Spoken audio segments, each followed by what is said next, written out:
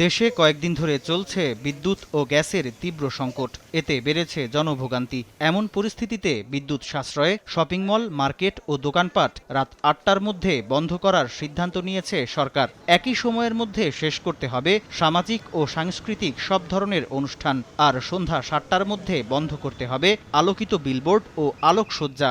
বুধবার বিদ্যুৎ, জ্বালানি ও খনিজ সম্পদ মন্ত্রণালয় থেকে এ নির্দেশনা জারি করা হয়।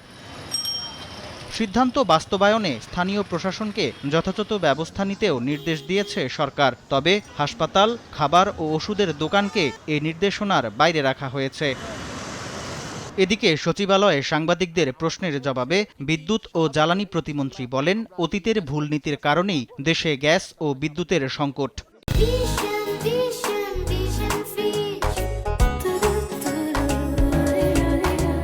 এক্সেলারেট টার্মিনালে এমনিতে 50% ক্যাপাসিটিতে রান করছে due to boiler fault. Whereas আবার সামিট টার্মিনালে বে অফ বেঙ্গলের রাফ থাকবার কারণে আমরা cargo still waiting for discharge.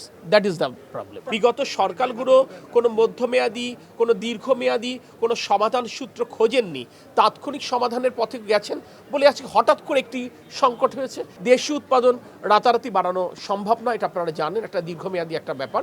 Gas যদি আপনি পর্যাপ্ত সাপ্লাই না করতে পারেন তাহলে বিদ্যুতের সংকট হবে, পাওয়ার প্ল্যান্টটা না দিতে পারে।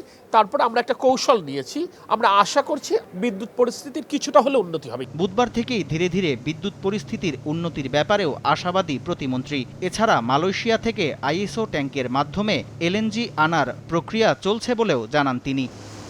সামদানি প্রত্যয়, সময় সংবাদ, ঢাকা।